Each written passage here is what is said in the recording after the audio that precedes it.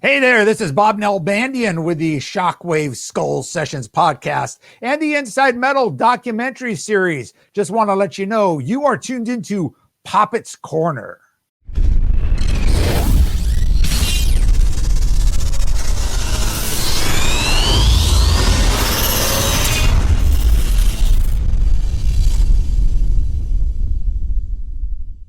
What's going on, everyone? Welcome to a brand new episode, the first of the year. I haven't done one of these in a long time, but I'd like to bring on, I guess it's not my co-host today, but my co-host of sorts, Mr. Shannon Frye of Avenger of Blood, and of course, Chris. How are you guys doing? Thanks again for coming on the show and hanging, man.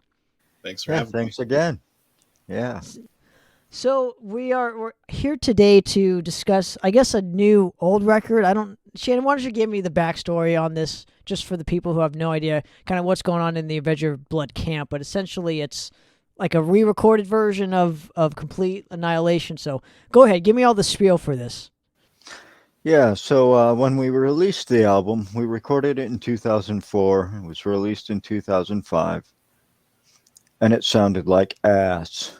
Not even going to joke. So I've always wanted to, as the right after the album came out, the label closed. So everything went away. At the same time, I was always thinking about getting those tracks and remixing and remastering and re-releasing them. So 15 years later, I finally get the tracks. And when I got the tracks back, I gave them to our bass player, Corey, to try and remix it and remaster it. So 2 days later, he calls me and says, everything is really shitty on this. It's like, okay. So I was asking him what happened, what's going on, what is with it. So I didn't know. Well, it turns out one of the songs was completely deleted out of the folder, because these are all computer, we recorded on Pro Tools at the time. And just one song was completely gone. The folder was there, all the tracks gone. So as he's delving into songs like Where the Pictures Lie, the bass cuts off. Just completely cuts off, and the rest of the song has no bass. Other parts, the guitars were switched around.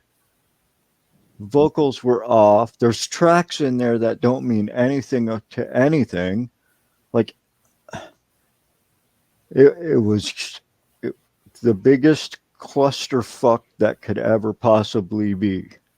Okay, so the only thing to do was remaster this shit garbage or re-record it with a new lineup. So at the same time that I'm getting the tracks back and all this is when Chris and Corey offered to join the band. Like, they basically convinced me to get the band going again. So as we started practicing, started rehearsing, and we decided to go full blown into it, then we took it upon ourselves to Chris's, where we jam is also our recording room, whatever you want to call it. And that's at Chris's house. And when that COVID thing happened, we decorated this garage, right? Soundproofed it, made it our own, and bought all the Corey and all of us bought all the microphones and everything to go in with it. Like, we were all gung-ho about it, and we commenced to recording, and then here we are getting ready to finally have it out. So, okay, so let me ask you this, going back to what you kind of said in the beginning of the answering process here, is why 15 years? How come it took you so long to get the tracks back? And would it be different? Would you have those said tracks? Would they be, I guess, sabotaged if you got them 2 years after when the record was initially recorded back in 2005. Said engineer disappeared, right? And it took me 13 years to find out where he was, because where I was working, this guy was a solo hip hop artist thinking he's the greatest thing in the world.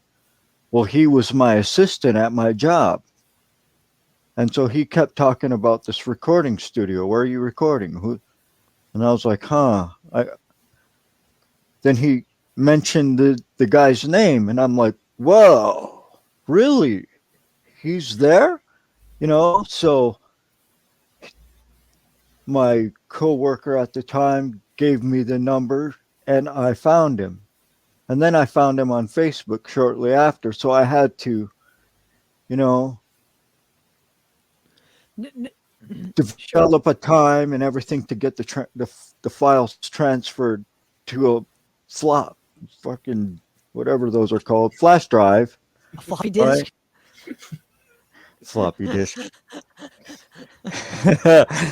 Yo, fucking flash drive, right? And that's how I was able to get it back.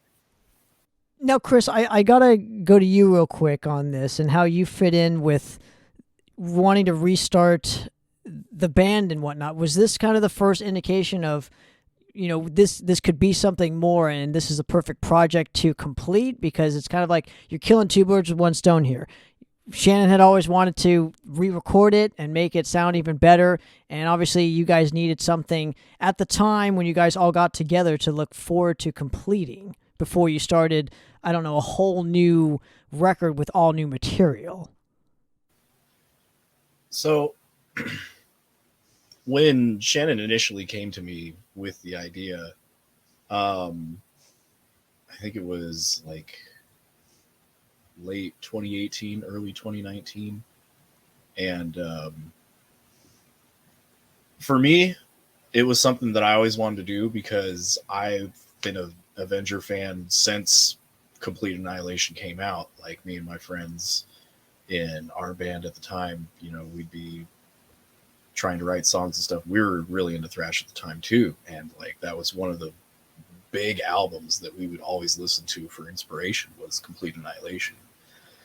So when he came to me with the idea, I was like, dude, I would love to be a part of that, because a lot of those songs have influenced me for years. And I always felt kind of the same way as him. Like, I love the songs, but the production on that album, it could have been better. So when he came to me with the idea, I was just like, dude, let's do it. So we started jamming with it. And then, like he said, when the lockdown hit, that's pretty much what I dumped all of my stimulus money into, was just the materials to build up the garage and get it soundproofed and everything ready to go for it to be a rehearsal / recording studio. So, we had a grand majority of the gear already between the five of us, and getting it all, compiled together to see what we have and see what we needed. It didn't take long before we had everything we needed to actually do the album ourselves. And Corey and I had engineering experience already.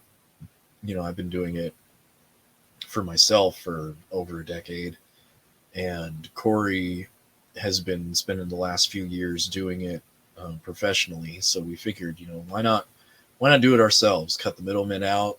We can take all the time we need to have it turn out right. And,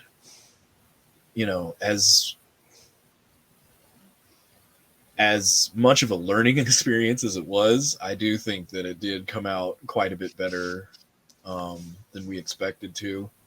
And I think it's going to be awesome for everybody to really hear that album, kind of how Shannon and the guys really wanted it to be when it first came out in the first place, without all of the hurdles and the speed bumps to have to jump over. It was a nice, fairly easy process, and we got a lot of what we wanted to accomplish done.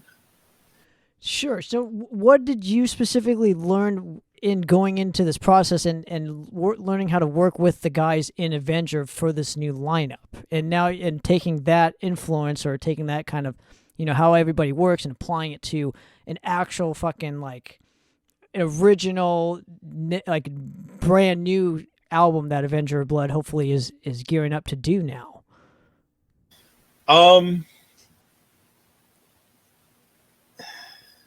The thing is it was a bit rough at the start, obviously, when you have new people that you're trying to play with to get used to.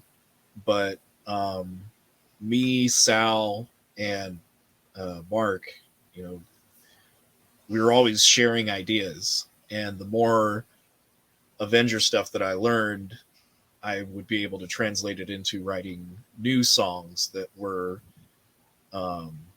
basically Shannon would kind of give me like a guideline, be like, all right, I want it to be Avenger, but I want it to be more. I want it to be the next step, not just more of the same, but something that shows that we've grown as a group.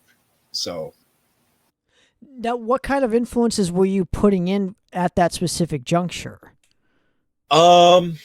So I admittedly, through my thrash experience, have been a lot more into American thrash than, the European and specifically German thrash bands. Like, I've always loved Creator, Sodom, Destruction, all that stuff too. But my favorite thrash band for a long, long time was always Testament. Those first two albums to me were just like, oh, perfect. So I feel like I kind of bring a bit of like the New Order bit of influence to the mix. Mark is he's a big Death Row fan, so a lot of stuff has been coming kind of from that angle. And I think it's just with the new songs, we're just kind of throwing a bit of new spice on it. It's still Avenger, but it's pretty much like what we were shooting for, where it's the next step. We're building on what we've already done into something new that the fans can get into and, look forward to.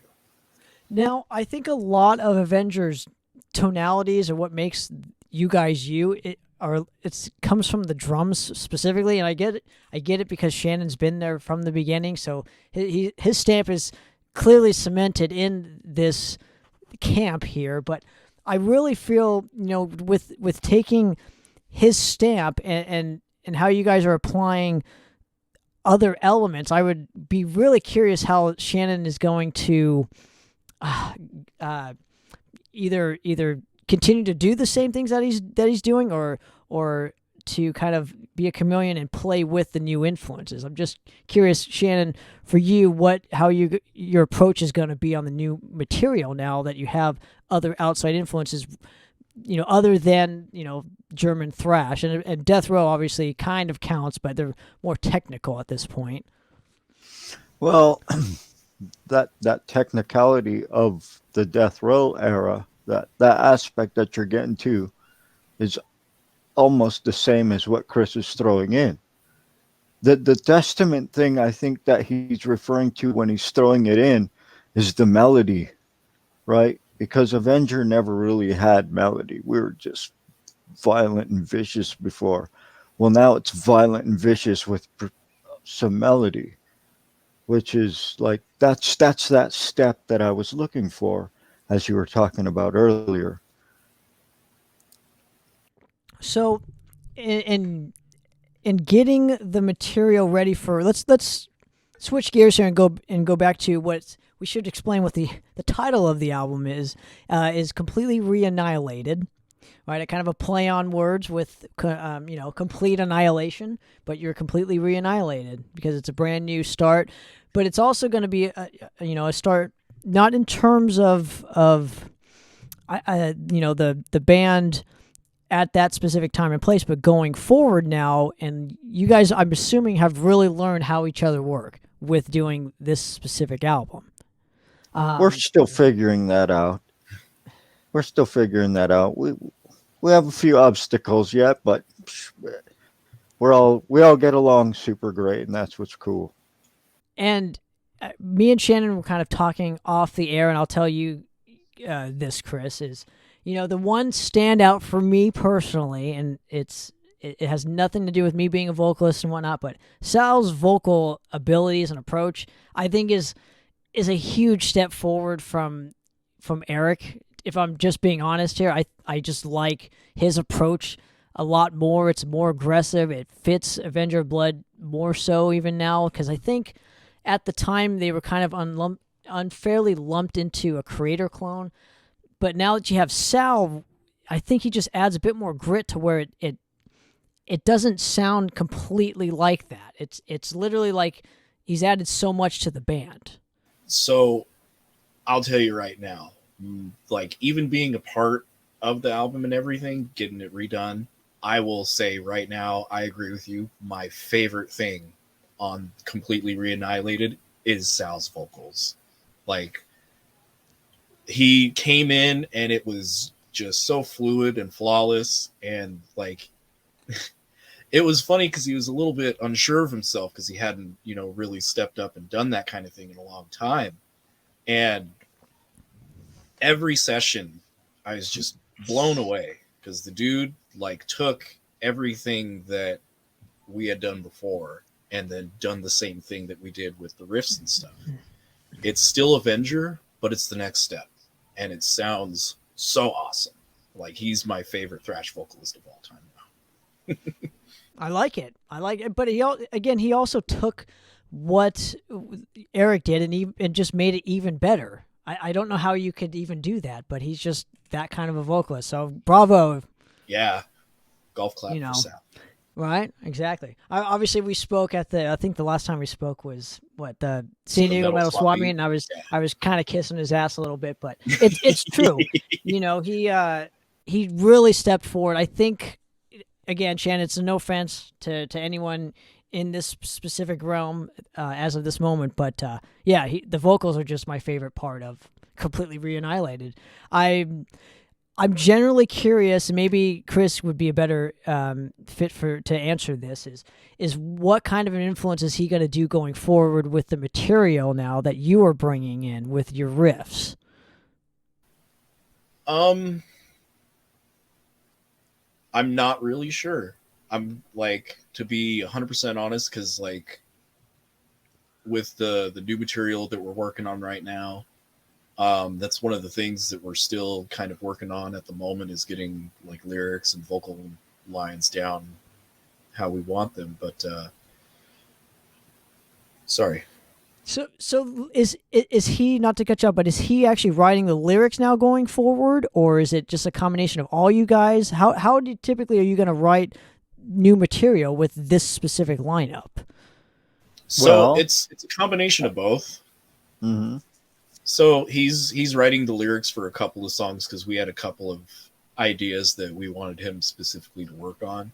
Mm-hmm. But there's also like I'm working on one of the tracks myself to kind of help him out, and then Shannon's always got a lot of really good ideas because I think you've been kind of the main lyric writer for quite a while, haven't you? So yeah, co-lyric writer, yeah. But in going back to what you were talking about, how we started, I wanted to make this clear that when we decided to re-record it, the reason we decided to change the name of the album from Complete Annihilation to Completely Re-Annihilated, it was not to erase the past members, because without them there wouldn't have been Complete Annihilation, and it wouldn't have got the recognition it got, and it wouldn't have set ourselves on the path that we did take, even though that path didn't last long. But it wasn't to erase them. This is that album. The cover's redrawn, and it looks so much better. The songs are, Chris nailed every solo note for note. Mark nailed his solos note for note. So, like, the only thing that's changed was one of the solos. That it sounded exactly like another songs solo. And we didn't realize that at the time, and we finally realized it when he was recording them. So he totally changed it. Now it's fucking just in your face and a razor blade to your senses. But so it was just to get it back out there, but to actually show this new lineup too. So nothing was really, I kept as close to the drums as original as I could, and everything else was just as close to the original as it could be. But that, you know, to me, it had to get back out there.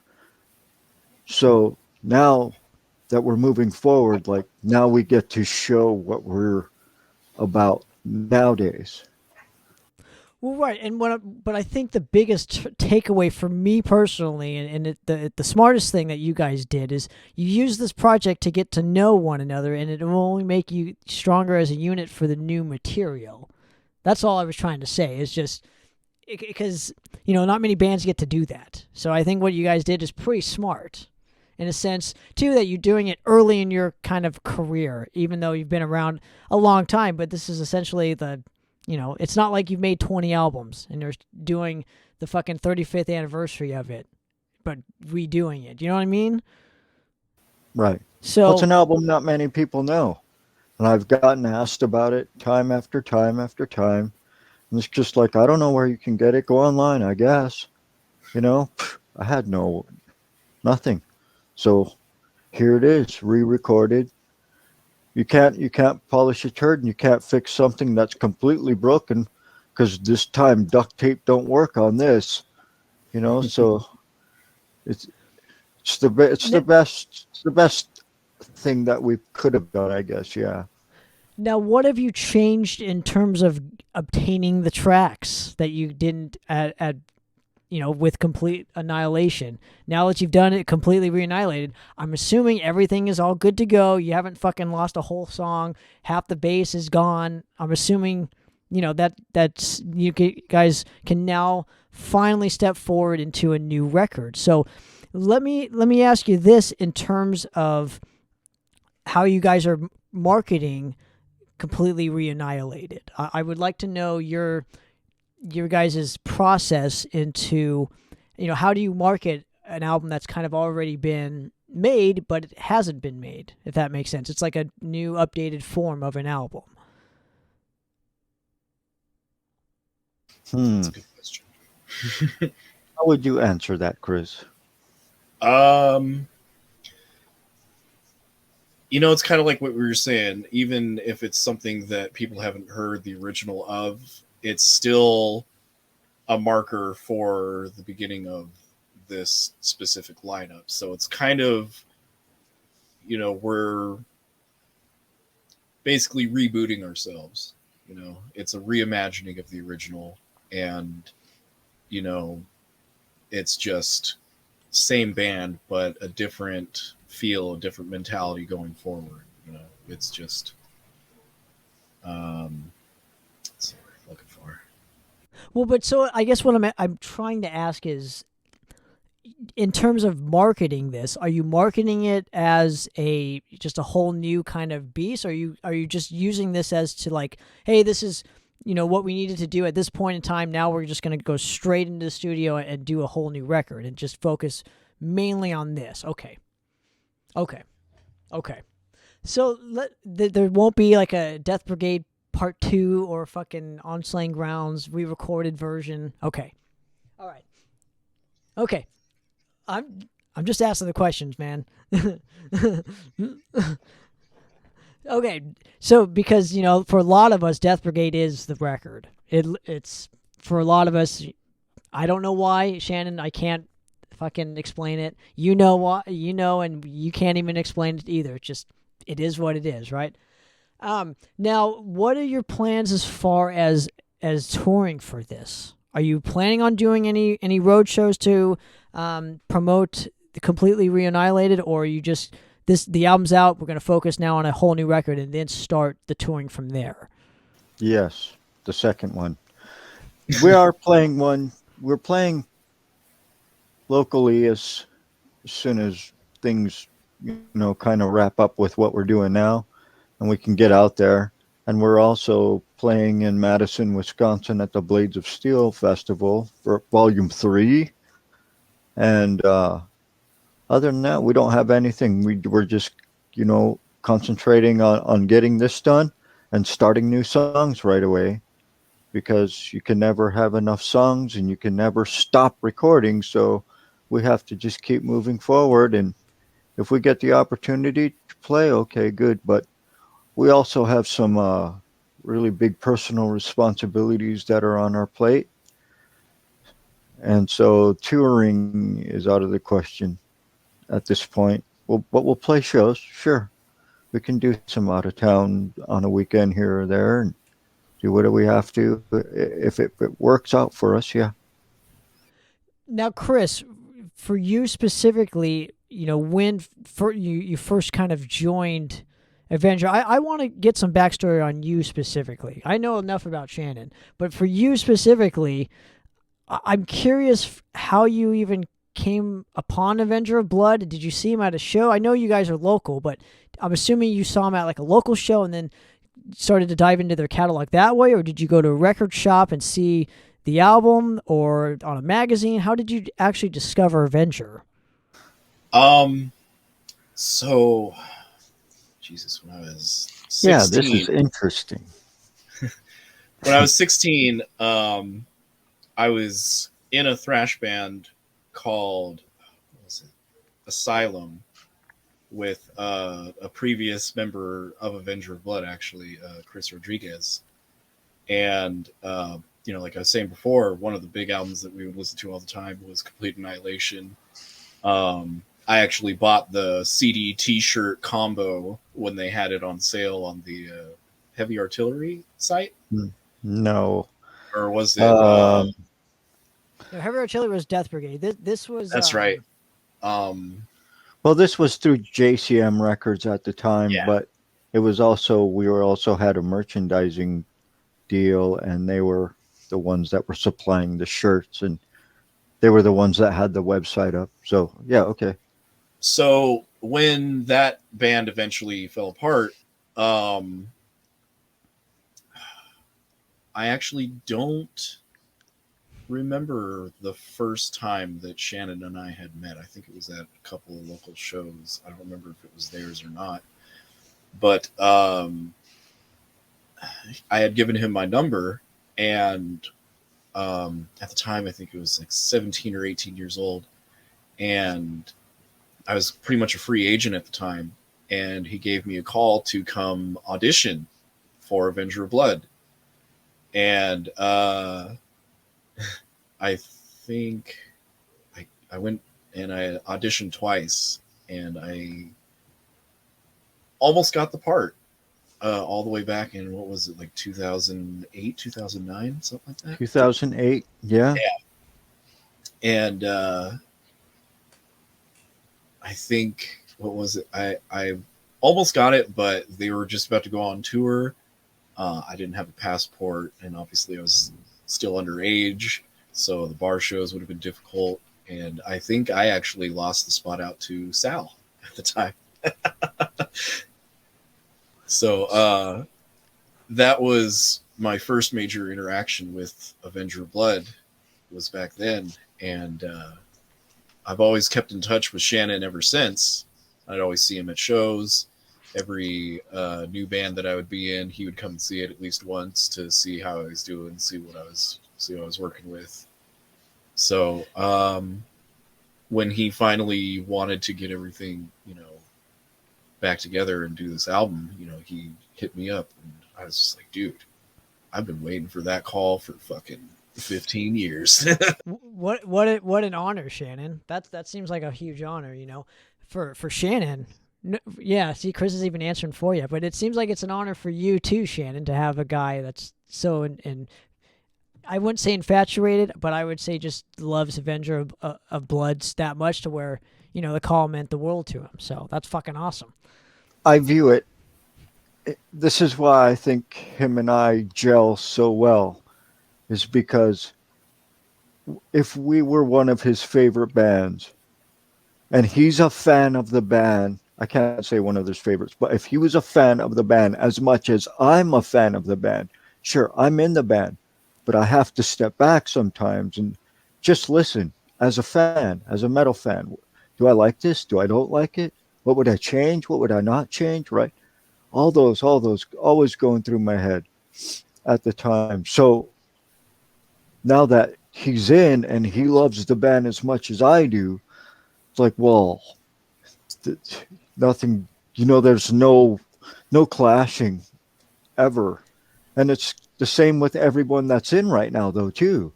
Like everybody that's in, we're fans of the band before we're band members.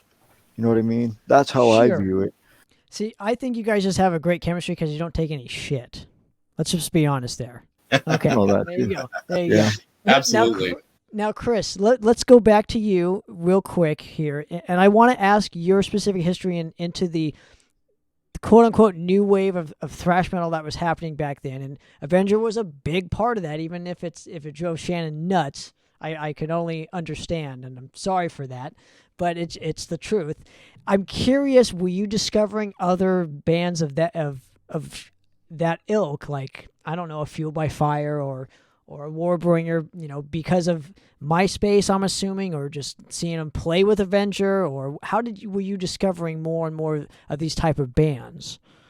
So it was still relatively early into me even discovering and really getting into metal in general. I think when I was like 14, I stole my dad's Paranoid CD, and I would listen to it at school all the time.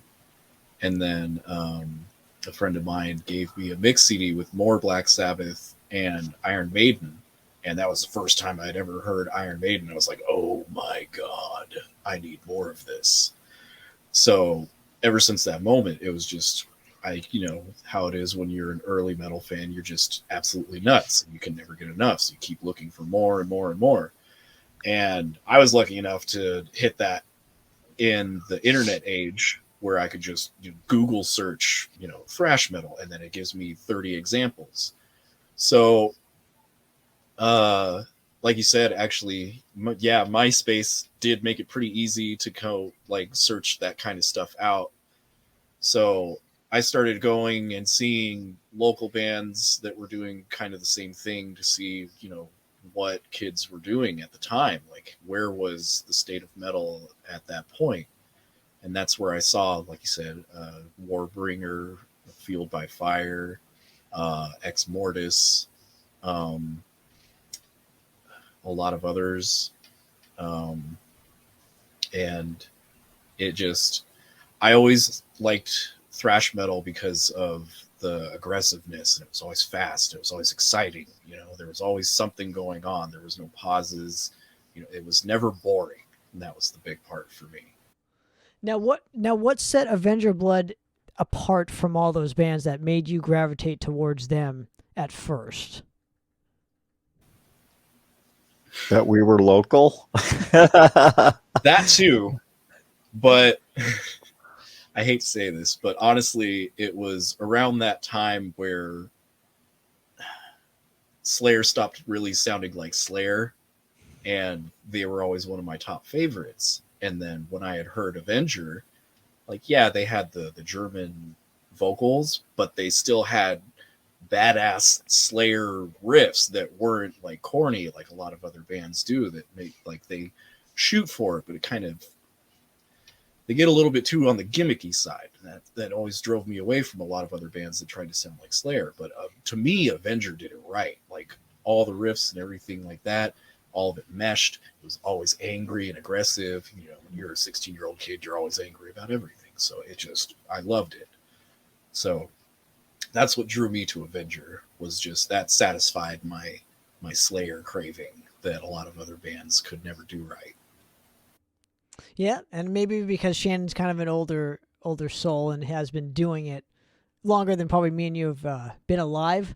No offense, but maybe because he grew up, with that when it was happening, so he might have had a little bit of an up, obviously than we had. So what is it that you guys have in terms of your chemistry nowadays compared to back then, Shannon? What is so different about it? Okay. The attitude, the the personal attitude, the camaraderie. I'm not saying because in the past, man, Eric and I, we we we connected musically. The kind that was so like tight together. He could play, and I know what he was going to play, and I could play, and he knew what I was going to play, and we just connected lyrically, musically, personally for a long time. You know that, like, but there's a different attitude about it now too. You know, when when we were starting, we were just hungry. That's it. It was let's this full force or this is nothing. You know, we have to do something and we have to do it right and we have to do it the way that we envisioned it, right? The only thing now is it's still my vision. So they go along with my vision as well as try to bring their side of it in so we can expand the vision. But before, you know, I mean, that's one of the things too is it, we're opened up a little more in every aspect. I really wouldn't know how to describe it, but because of the wider range of what we bring to the table as far as band members and as far as friends and as far as our likes and dislikes, everything just kind of gels together. But it's still, and I'll always say this, but and this isn't being all almighty and powerful over anything and no band dictatorship bullshit, but it's still my vision. So to me, I would still have the last say in shit, but nobody, we all have that same vision. That's what I love about it too. Where before, you know, when we did this album, we were just pushing to try and figure ourselves out as well. We knew what we were and we did our best to do it. So now when we re-recorded this, that they still had that chemistry, that sight of that finished product. You know what I mean? Like how this songs are tight like this, they sound like this, and they still sound like that. So now going forward, like those other influences that we bring in, it's still that. It's still that. It's Death Brigade, but it's beyond Death Brigade. It's complete annihilation, but it's beyond complete annihilation because there's more things happening, and it's a bigger songwriting, a palette, so to say, if you will. There's more, and can write anything and play anything with his eyes closed, and he always has great ideas. Mark has always has great ideas. Sal always has great ideas. Corey sometimes has a good idea. You know, I mean, that's not nothing against Corey. Corey's not that kind of person. Corey's not a writer. Corey's the technical guy, and he's the when we're jamming, he's the musical leader. You know what I'm saying? Like, and that's how we like it, and that's I how don't he know. likes it. So, that's nothing against Corey. When he has a good idea, hell yeah, it's damn good. But he doesn't have ideas like that much, and that's all I'm saying. It's all Well, the rest of us that kind of have that creative gel. it almost sounds like you guys have a synergy between the five of you. Like it's you guys know the next move you guys want to make. You know how to do it, and you know how to get there in terms of what it's going to take to complete that specific juncture or task at hand. Um, Now, Shannon, going forward for Avenger of Blood, what do you want to do that you have not yet completed for the band? What is the next thing? What's your next goal in terms of I don't know, establishing more albums, creating more of a legacy for yourself, going to Europe finally. I don't know, what is your next step? What do you want to achieve now that you've done completely Re-Annihilated? Next step is to finish these 4 songs that we're currently recording and put them out there in the ways that they're going to be put out. The split with Madrost, the split with Vindicator, working on a new album. Those are like more of the short-term goals, to get playing again. Yeah. The more longer-term goals, well, that's going to take a little bit and some planning and obviously personal stuff. That the personal stuff is what's holding the band from really going out there, and it's really, really important that the personal stuff is first. The family first, man. That's basically what I'm saying, and everybody knows that within the band too, and everybody's so supportive. Something I can't go into, but yeah, man, I would love to go to Europe. I would love to go to Asia. I would love to go to South America. I would love to go to Central America. I'd love to go to East Europe. I'd love to go anywhere. Hell yeah. If it means we get to travel to play for new audiences because they like the music, hell, fuck yeah. I'm down for it. Ain't nothing holding Chris. me back there. Right. But, things have to fix themselves before that happens. Now, Chris, I'm going to I'm going to branch off of this point here and ask you a similar question and whatnot.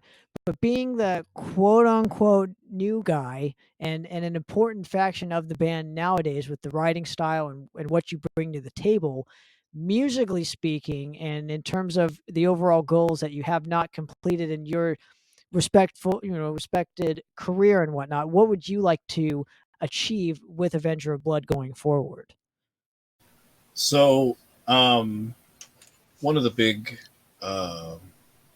milestones for me already was that the completely Re-Annihilated is the first like major distributed album that I'm credited on. So that for me was real big, and for the group that it was with. So for me, that was a big milestone right there. Like he was saying, one of the big things I want to do is definitely go back to Europe.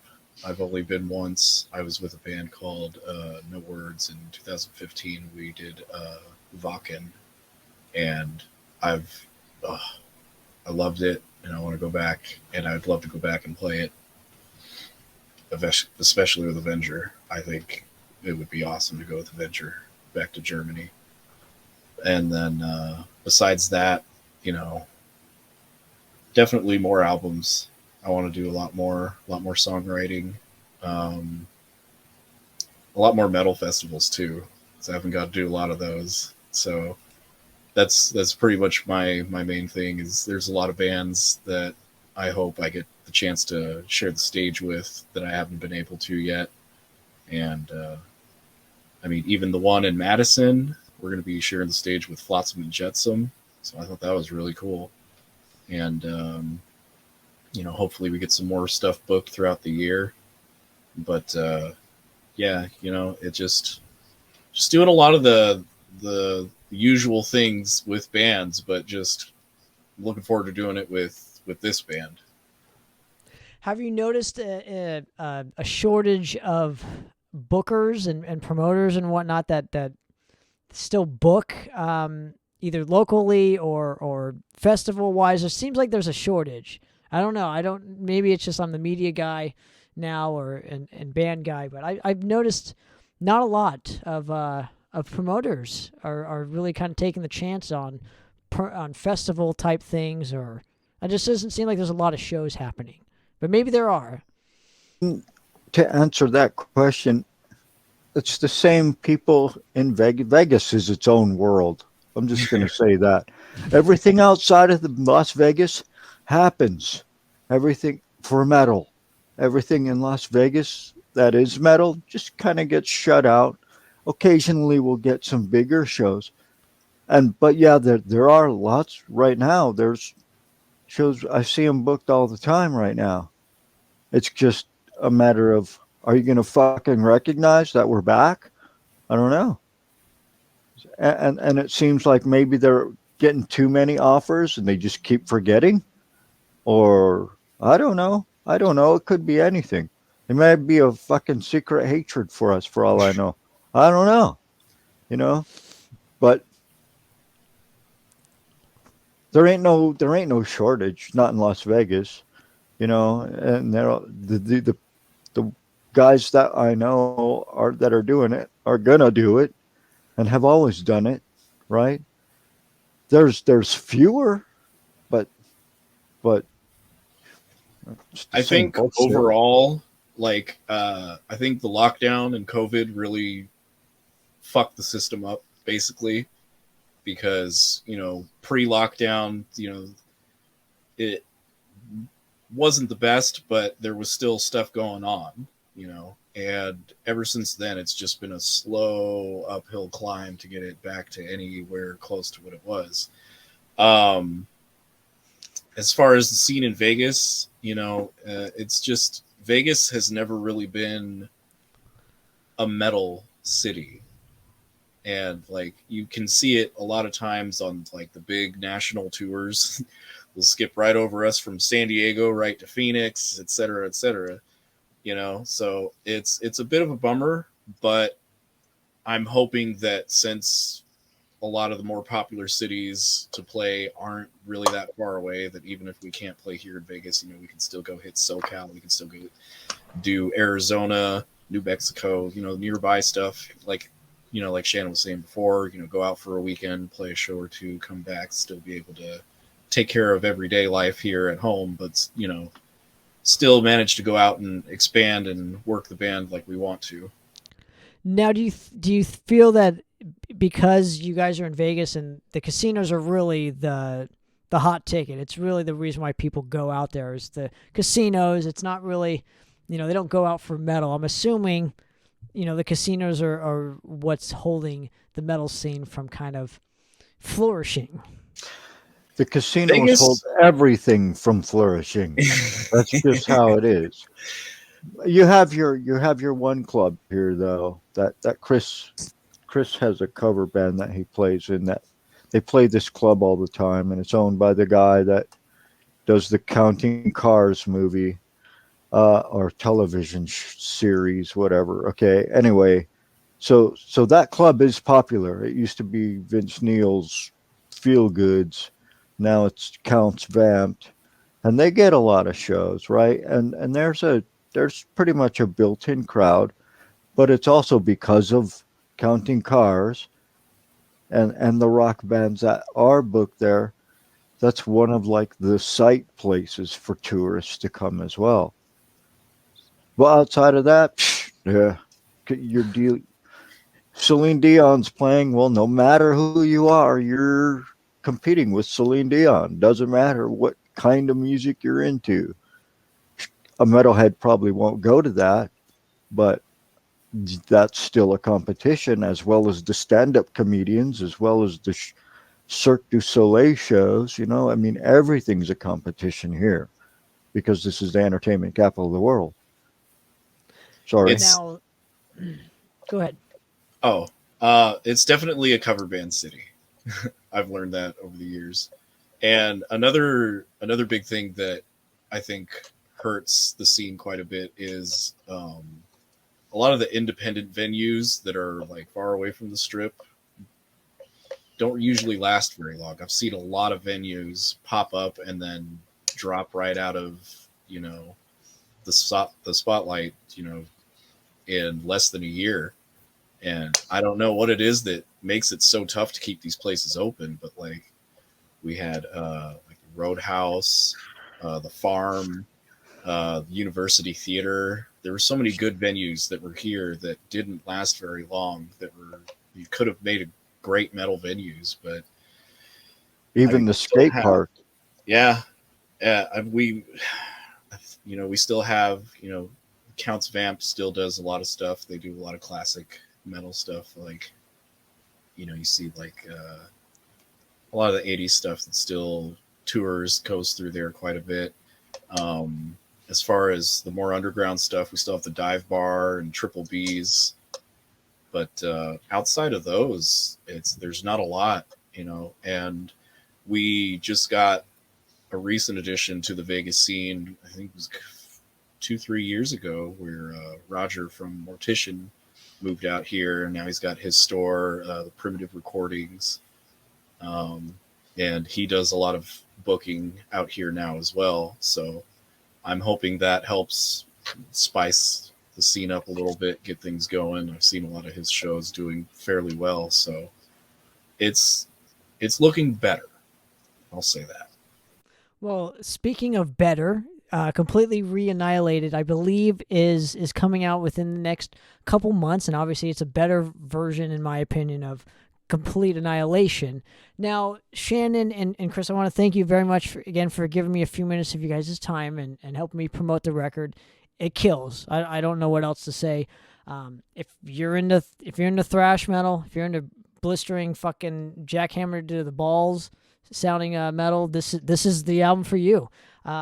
Now, where can people find this specific record? Where can people pre-order it, help the band out, and be part of the next phase in Avenger of Blood?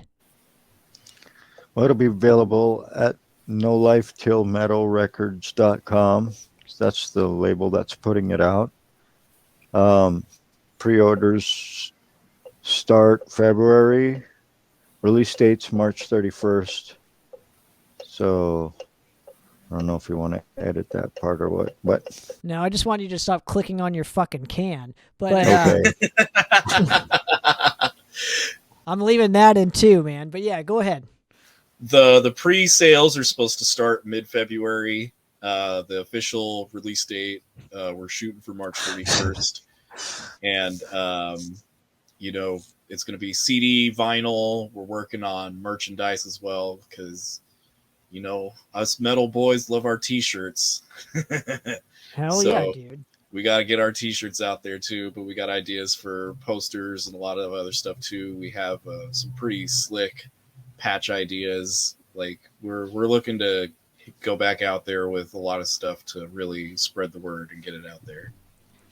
I love it. Well, gentlemen, I want to thank you again for coming on the show, and let's do it again sometime, man. I would always invited back on here. So, alrighty, guys. Well, for another episode of Poppitt's Corner, we're out of here. Cheers.